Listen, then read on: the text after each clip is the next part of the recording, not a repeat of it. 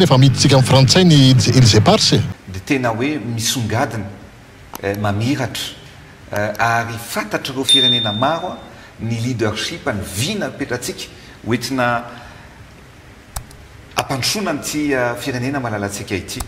Miala tsiny fa tsy fahaizana diplomasia mihitsy kosa raha zany no tenenin'ny mpitondra malagasy. Ianao ministre des Affaires étrangères tsy vitanao nandraikitrao.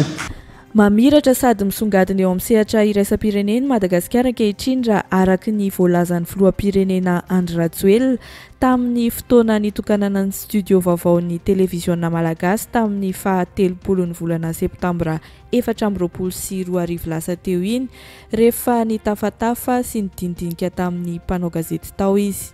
Hita moa fa tena ireharehan'ity filoham-pirenentsika ity mihitsy zany famirapiratana eo amin'ny sehatra fifandraisana iraisam-pirenena izany satria naomby ara-diplomatika Madagasikara nahazo fankatoavana iraisam-pirenena ka aty amintsika ny mason'izao tontolo izao ankehitriny raha araky ny fijerin'ny fitondram-panjakana. Fantatra ary hitan'ny firenena maro ny maha-izy azy an'ity nositsika ity hoy ny filoha Andry Rajoelina. Anisan'ny nampireharen'ny fitondram-panjakana ankehitriny ity zao ohatra ny eo amin'ny resaka fivorimben'ny Commission de l'Océan Indien na Commissionna ranomasimbe indiana izay ho atao eto Madagasikara ny volana desambra ho avy izao. Ary ny ministra Edgar Razafintravano voafidy ho sekretera jeneraly mitantana an'ity Commission de l'Océan Indien ity na COI ity mandritra ny efataona. Zava-dehibe ho an'ny Madagasikara zany ho ny filoham-pirenena Andry Rajoelina eo amin'ny sehatra maro izay nitany sainy toy ny eo amin'ny fampiroboroboana ny varotra sy ny sisa sy ny sisa. Fa ny zavatra tsikaritra tamin'ity resaka nataon'ny filoham-pirenena ity dia tsy nisy resaka mahakasika ny Ilze Pars izay efa nampanantenana antsika malagasy efa ela fa tsy maintsy hiverina amintsika ny resaka Ilze Pars nefa amin'izany fivorimbe izany zao no tokony ahafahana manararaotra amin'ny firesahana ny famerenana ireo nosy ireo amin'ny Madagasikara satria tafiditra amin'ity resaka ity ny filoha frantsay izay filohan'ny nosy La Réunion ihany koa. Ny nosy La Réunion izay mpikambana ao anatin'ny Commissionna ranomasimbe indiana. Dia tena hoe misongadina mamiratra ary fantatra ireo firenena maro ny leadership ny vina petratsika hoentina ampandrosoana an'ity firenena malalatsika ity. Nametraka ny secrétaire général ny COI izay ny ministra Edgar Razafintravano no natolotritsika voafidy ihany koa hitantana an'izany COI izany mandritra ny efataona.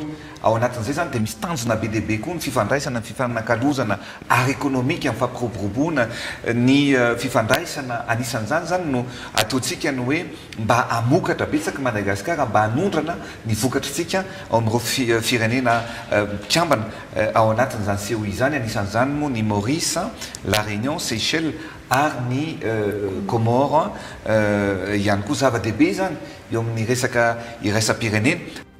Araky ny voalaza teo moa dia ho atao eto amintsika eto Madagasikara ny fivorimben'ny Commissionna ranomasimbe indiana ny volana desambra ho avy izao ary efa nohamafisin'ny ministry ny vola Rindra Asimbelo Rabariny Arson zany tamin'ny faha-14 ny volana oktobra 2024 lasa teo.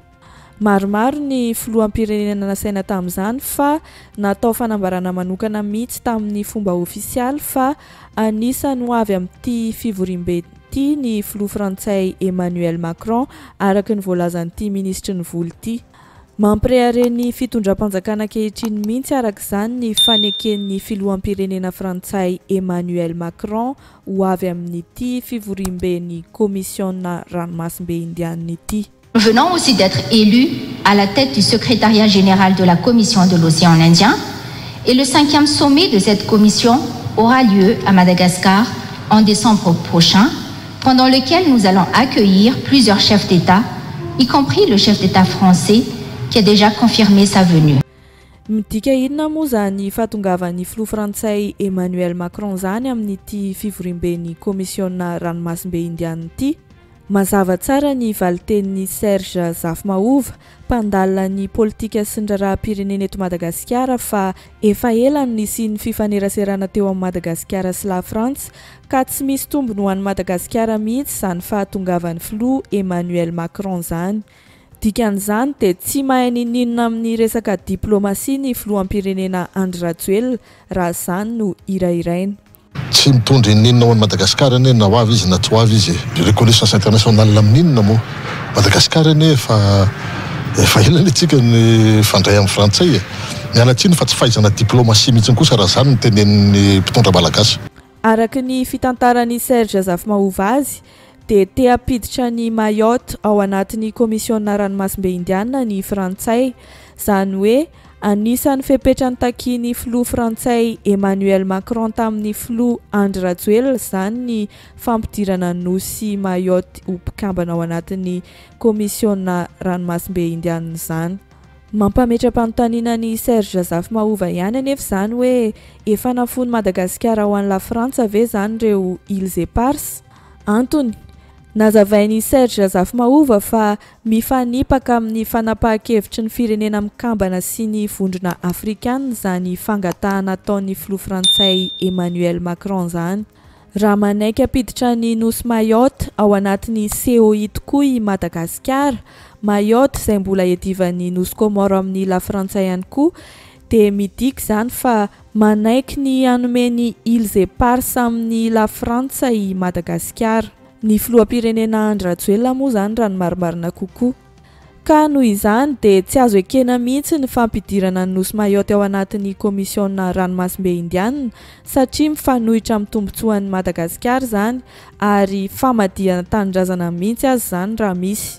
Volana Jolay tamin'ny Jeux Olympiques teo niraisin'ny filoham-pirenena frantsay ny filoham-pirenena malagasy dia laza izy tamin'izay fa manana faniriana izany ny fitondrana frantsay hoe ho ampidirina ao amin'ny commission Océan Indien ny nosy Mayotte. Nafoin'i Madagasikara ve izany ny îles éparses ho avelany amin'ny frantsay. Dia zavatra izay nefa mifanohitra tanteraka amin'ny fanapahan-kevitry ny Nations Unies sy ny Union africaine izay milaza mazava fa hoe manohana ny famerenana ny Mayotte any amin'ny nosy Comore ary manohana ny famerenana ny îles éparses amin'ny Madagasikara. Raha izay zany no ataontsika satria Madagasikara zany zao mitazana secrétaire général ny commission Océan Indien. Dia logika be zany hoe mifanohitra tanteraka zany amin'ny intérêt Madagasikara.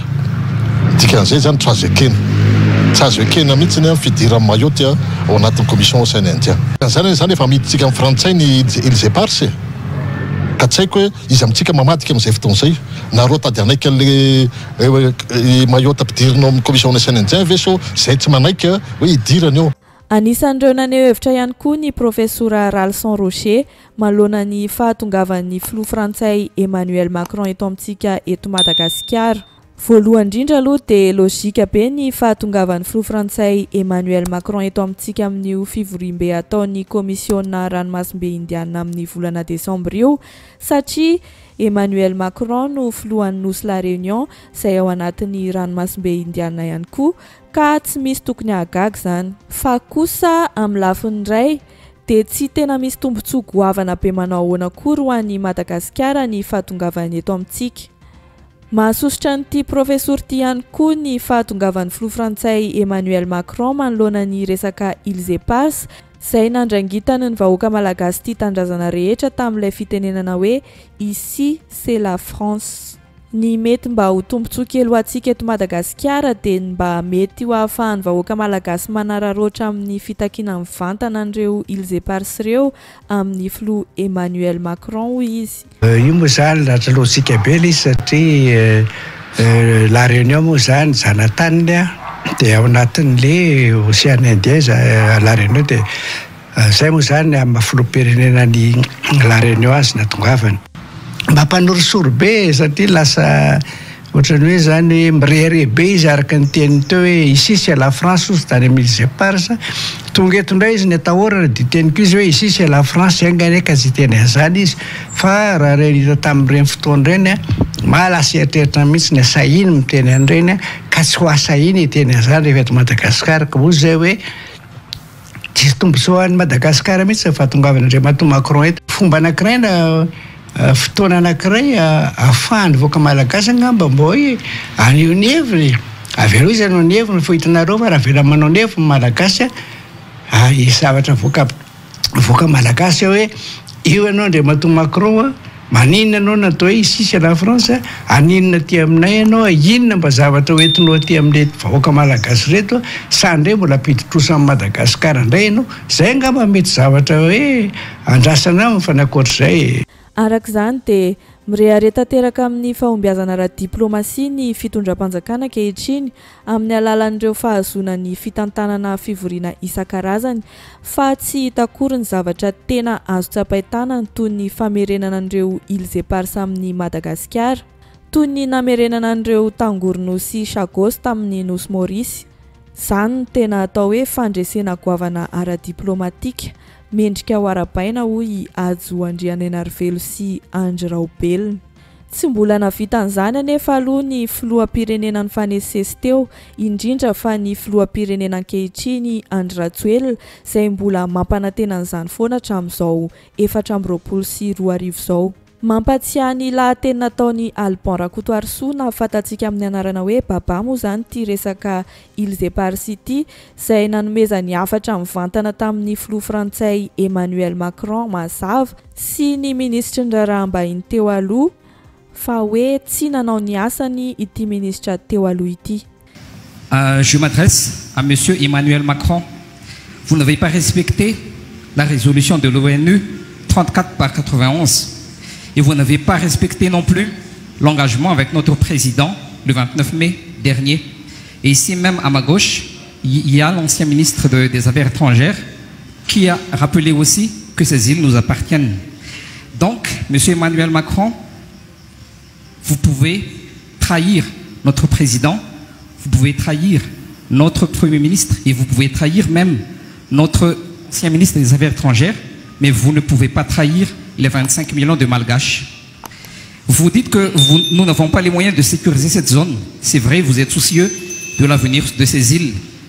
Mais n'en faites pas un prétexte pour garder ce qui ne vous appartient plus. Matoganete nase de sowe et non ministre des Affaires étrangères tsy vitanao ndraikitrao. Ianareo be ny tanàna tato anatin'ity lapantanana ity no viraviraina ny îles éparses. Ity horonan-tsarin'ny Pasteur Mayol ity no amaranantsika ny vidéo. Izy ihany koa dia efa nafana fo be ary naneho ny heviny tamin'ity resaka famerenana ny îles éparses ity tamin'ny taona 2022 tany. Ka nitenenany mihitsy fa tsy tokony zaka zoam-pirenena frantsay ny délégation mitaka an'ireto nosy îles éparses ireto. Efa hitantsika vahoaka malagasy rehetra tsy vaky volo anefa fa ny filoham-pirenena mihitsy no manana an'izany zoam-pirenena frantsay izany ary izy mihitsy no efa nanaiky an'izany tany amin'ny televiziona frantsay tany. Izany hoe filoham-pirenena malagasy manana filoha frantsay. Inona no dikan'izany manoloana ny fitakinany îles éparses?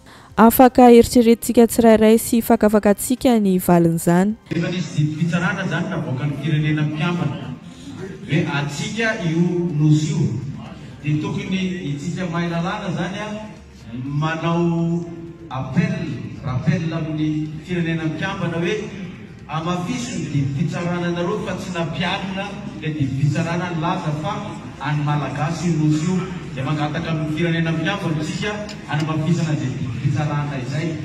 Dia faharoa sosihevitra koa ny amin'ny faharoa ho an'ny délégation zay manao ady hevitra amin'ny fampirarana ny eo amin'ny frantsay dia tokony tsy manana zoam-pirenena frantsay mihitsy fa tsy afaka hiady ny tombontsoa gasy raha manana zoam-pirenena frantsay. Sosihevitra faharoa zany tokony malagasy tsy manana zoam-pirenena frantsay zany no délégation nalefa hiady amin'izy io. Dia ny fahatelo iarahany be sy ny maro samy ara-manaiky tsika fa tsy mila fiarahantandana amin'ny frantsay zany fa averina amintsika teny nosy malagasy izany. Izay indray ary ny mamarana an'iny vidéo iny ka mankasitraka antsika rehetra ny haino hatramin'ny farany. Azadino misabone sy manao j'aime ny vidéo dia amin'ny manaraka indray.